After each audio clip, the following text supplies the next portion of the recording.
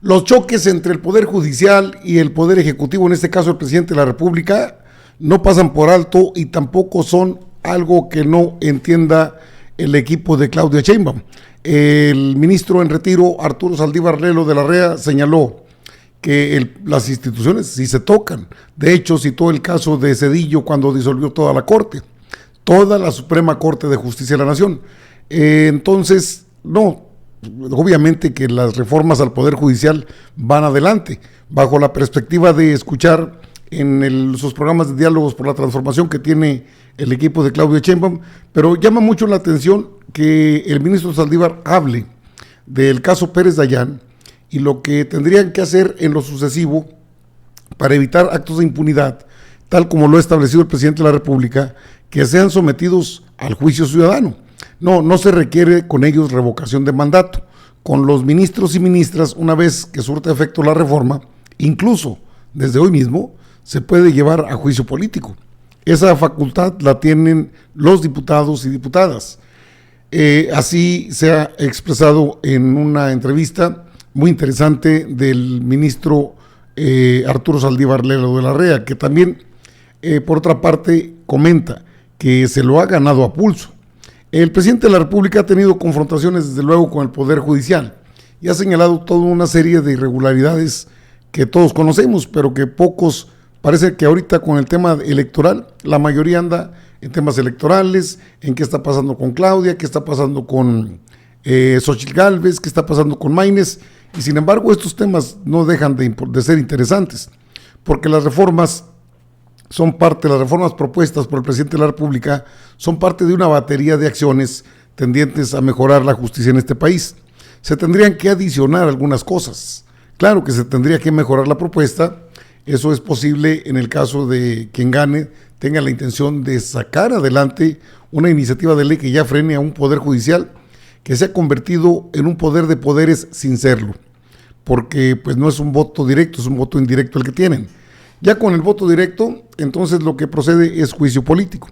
Desde hoy mismo, lo he comentado en otras ocasiones, y eso también lo señala Arturo Saldívar, es el juicio político una de las acciones que se pueden sacar adelante, llevar a cabo con la finalidad de frenar abusos. El presidente se ha cansado de una y otra vez decir, está podrido, ya no se puede hacer más. ¿Qué es lo que hace falta? Más democracia, más votos, más diputados, más senadores, el llamado Plan C. De hecho, el Poder Judicial es, si lo vemos por el lado más crítico, son hasta algo especiales en eso de andarse dando premios, el Día del Juzgador, cuando están ahí todos juntitos, son buenos para hablar de la independencia, pero bueno, ¿la independencia de quién? ¿Y eso qué tiene que ver con la justicia? Usted sabe, Norma Piña, cómo le encantan estos rollos, ¿no? Desarrollar otras habilidades como la empatía y la humildad. Sabemos bien que nuestra responsabilidad en cada sentencia, en cada resolución, en cada acto, tiene un impacto en la vida de las personas y también en la progresiva construcción de nuestra democracia constitucional. Y es desde ahí, señoras y señores, que los juzgadores defendemos hoy y siempre la independencia judicial, porque como lo he sostenido invariablemente, esta independencia judicial no es un privilegio de los juzgadores, sino un derecho de los justiciables. Es desde nuestra responsabilidad de garantizar una adecuada impartición de justicia que rechazamos tajantemente que nuestra función se vea afectada por cualquier influencia interna o externa, ajenas al derecho. Así se expresó ante sus pares, ante jueces y magistrados. Oiga, y el caso de Juan Collado Moselo, y el caso de Rosario Robles, y el caso de la señora Linda Cristina Pereira, la esposa de Genaro García Luna, que le devolvieron todas sus cuentas, el último, Emilio Lozoya, uno de los últimos, Cabeza de Vaca, todos esos casos son privilegios que tienen los juzgadores, ¿verdad? Hay un juez que soltó a un presunto responsable de haber perjudicado a una criatura, una niña de 4 años, y nadie ha dicho nada. Y en la mañanera se exhiben jueces y juezas que dan amparos, que protegen a los demás. Por eso la importancia. Bueno, 2 jueces echaron abajo la ley de la industria eléctrica, la LIE. Y eso sin importarles que haya pasado por el Poder Ejecutivo, aprobación de la Cámara de Diputados, por estima bicameral, pues, ambas cámaras, diputados y senadores, no, tengo voto de calidad, no lo tiene, y por eso debe enfrentar la justicia. En esta entrevista que le hace Sabina Berman a Arturo Saldívar, señala esa parte. Serían electos en las urnas por la gente. ¿Sabrá la gente, Arturo, elegir a ministros de la Suprema Corte de Justicia si casi toda la mayoría del país no sabe ni siquiera a qué se dedica la Suprema Corte de Justicia? ¿Es viable que el pueblo elija a un ministro o lo elegirán a ciegas o peor, engañados por la propaganda? Aquí hay que decir lo siguiente. Primero, si estuviéramos hablando de una elección abierta, es decir, que cualquier persona pudiera anotarse para... ¿No será así? No, no será así. Va a ser una elección indirecta. La Presidencia de la República presentará 10 candidatos y candidatas para ministros. Y la Cámara de Diputados 5, el Senado 5 y la Corte, la propia Suprema Corte 10. De tal suerte que habrá 30 candidatos y candidatas propuestas por los poderes, que aquí ya es el primer filtro. Si los 3 poderes hacen su tarea, entonces tendremos 30 perfiles que resistan un análisis. Y esos 30 perfiles, esos 30 candidatos o candidatas, la idea es que sea paritario, van a ir a una elección, pero muy distinta a las que son para elegir un diputado, un senador.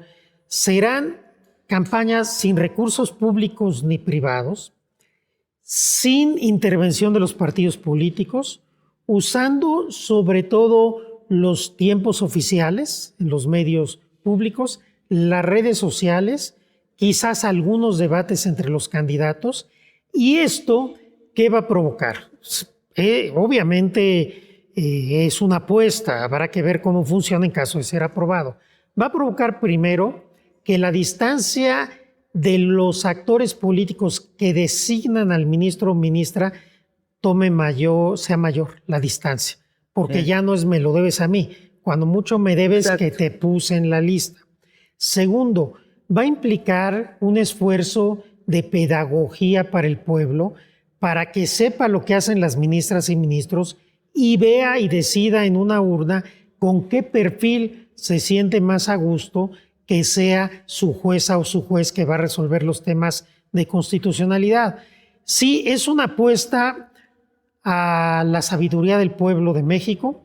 Yo creo que es una apuesta diferente, interesante, que puede ser arriesgada, pero que quizás valga la pena correr, porque... En vista de lo que hay ahora. En vista de que ningún sistema en el mundo ha demostrado que es infalible para evitar la partidización de los tribunales constitucionales. Ningún sistema en el mundo. Esta es una apuesta distinta. Habrá que ver cómo se va dando la discusión en la sociedad, en la academia, en su momento en el Congreso, las y los legisladores que serán los que decidirán al final. Y según esta nueva reforma, habría una revocación de mandato posible. O sea, digamos, un ciudadano le consta que le hicieron trampa en su juicio en la Suprema Corte y lo vuelve público y agita a la sociedad para que haga algo al respecto. ¿Existirá el mecanismo para que la sociedad pueda sacar a un ministro de la Suprema Corte de Justicia? No es un tema de revocación de mandato. Permanecerá el juicio político y la posibilidad de una declaratoria de procedencia. Ya me perdiste. ¿Ves? Sí. Tengo que estudiar abogacía para entender eso. Un juicio político es una responsabilidad política, acusa la Cámara de Diputados y resuelve el Senado. Las ministras y ministros son sujetos a juicio político como cualquier otro servidor público de los que designa el título 4 de la Constitución. Así es ahora. Y ahora. Así es ahora. ¿Y la declaratoria de procedencia qué es? Si hay una denuncia penal en contra de una ministra y ministro, como podría ser en contra de un senador o de un diputado, se requiere que la Cámara de Diputados levante la inmunidad procesal para que se pueda procesar a esa persona. Esto existe actualmente. Pero una cosa muy interesante de la reforma, que normalmente no se habla de ella, es la reconfiguración del Consejo de la Judicatura Federal. Sí. Esto me parece que es de una enorme relevancia. Sí.